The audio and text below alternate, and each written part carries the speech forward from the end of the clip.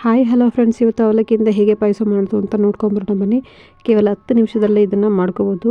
ಈಗ ಒಂದು ಕಡಾಯಿಗೆ 1 ಬೌಲಷ್ಟು ಬೆಲ್ಲನ ತಗೊಂಡು ಅರ್ಧ ಕಪ್ಪಷ್ಟು ನೀರನ್ನು ಹಾಕಿ ಬೆಲ್ಲ ಕರಗಲಿಕ್ಕೆ ಅಂತ ಬಿಡಿ. ಬೆಲ್ಲ ಪಾಕ ಬರಬೇಕು ಅಂತ ಏನಿಲ್ಲ, ಜಸ್ಟ್ ಕರಗಿದ್ರೆ ಸಾಕು. ನಾನಿಲ್ಲಿ ಬೆಲ್ಲ ಬಳಸಿದ್ದೀನಿ, ನೀವು ಸಕ್ಕರೆ ಬೇಕು ಅಂದರೆ ಸಕ್ಕರೆ ಕೂಡ ಬಳಸ್ಕೋಬೋದು. ನೋಡಿ, ಈ ರೀತಿ ಕರಗಬೇಕು. ಈ ರೀತಿ ಕರಗಿದ ತಕ್ಷಣ ಅದನ್ನು ಸಪ್ರೇಟಾಗಿ ಬೇರೆ ಎತ್ತಿಟ್ಕೊಳ್ಳಿ. ಈಗ ಮತ್ತೊಂದು ಕಡೆಗೆ 1 ಟೇಬಲ್ ಸ್ಪೂನ್ ತುಪ್ಪನ ಹಾಕಿ ಎಲ್ಲ ರೀತಿಯ ಡ್ರೈ ಫ್ರೂಟ್ಸ್ನ ಕಟ್ ಮಾಡಿಕೊಂಡು ಅದಕ್ಕೆ ಹಾಕಿ 2 ರಿಂದ 3 ನಿಮಿಷ ಅದನ್ನು ಹಾಗೆ ಫ್ರೈ ಮಾಡ್ಕೊಳ್ಳಿ.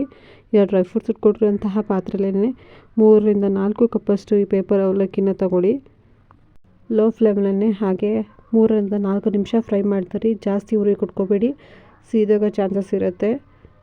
ನಾನಿಲ್ಲಿ ಪೇಪರ್ ಅವಲಕ್ಕಿನ ಬಳಸಿದ್ದೀನಿ, ನೀವು ನಾರ್ಮಲ್ ಅವಲಕ್ಕಿ ಕೂಡ ಬಳಸ್ಕೋಬೋದು. ಈಗ ಹುರಿದಿಟ್ಕೊಂಡಿರುವಂತಹ ಅವಲಕ್ಕಿಗೆ 3 ಕಪ್ ಆಗೋಷ್ಟು ಗಟ್ಟಿ ಹಾಲನ್ನು ತಗೋತಾ ಇದ್ದೀನಿ. ಈಗ ಪೂರ್ತಿ ಅವಲಕ್ಕಿ ಹಾಲಲ್ಲಿ ಕರಗಬೇಕು. ಅಲ್ಲಿ ತನಕ 2 ರಿಂದ 3 ನಿಮಿಷ ಹಾಗೆ ಲೋ ಫ್ಲೇಮಲ್ಲೇ ಆವಾಗವಾಗ ಅದನ್ನು ಮಿಕ್ಸ್ ಮಾಡ್ತಾಯಿರಿ. ಪೇಪರ್ ಅವಲಕ್ಕಿ ತೊಗೊಂಡಿರೋದ್ರಿಂದ ತಳ ಹಿಡಿಯೋ ಚಾನ್ಸಸ್ ಇರುತ್ತೆ.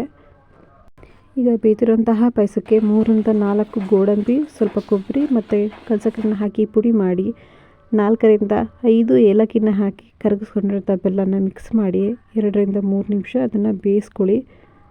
ನೀವು ಡಿಫ್ರೆಂಟಾಗಿರೋ ಪಾಯಸನ ತಿಂದಿರ್ತೀರ, ಅವಲಕ್ಕಿಲೊಮ್ಮೆ ಟ್ರೈ ಮಾಡಿ ನೋಡಿ. ಟೇಸ್ಟ್ ಕೂಡ ತುಂಬ ಸಖತ್ತಾಗಿರುತ್ತೆ, ತುಂಬ ಕ್ವಿಕ್ಕಾಗಿ ಕೂಡ ಆಗುತ್ತೆ. ಇದನ್ನು ದೇವ್ರ ನೈವೇದ್ಯಕ್ಕೂ ಕೂಡ ಇಡ್ಬೋದು. ಅವಲಕ್ಕಿ ಆಗಿರೋದ್ರಿಂದ ತುಂಬ ಬೇಗನೆ ಆಗುತ್ತೆ. ಫೈನಲ್ ಆಗಿ ತುಪ್ಪದಲ್ಲಿ ಹುರ್ಕೊಂಡಿರೋಂಥ ಎಲ್ಲ ರೀತಿಯ ಡ್ರೈ ಫ್ರೂಟ್ಸ್ ಮತ್ತು 1 ಟೇಬಲ್ ಸ್ಪೂನ್ ತುಪ್ಪನ ಹಾಕಿ ಮಿಕ್ಸ್ ಮಾಡ್ಕೊಳ್ಳಿ. ನಾನು ಮಾಡ್ತಿರೋಂಥ ರೆಸಿಪಿ ನಿಮಗೆ ಇಷ್ಟ ಆಗಿದ್ದಲ್ಲಿ ಲೈಕ್ ಮಾಡಿ, ಶೇರ್ ಮಾಡಿ, ಸಬ್ಸ್ಕ್ರೈಬ್ ಮಾಡಿ, ಬೆಲ್ ಐಕನ್ನ ಪ್ರೆಸ್ ಮಾಡಿ. Thank you.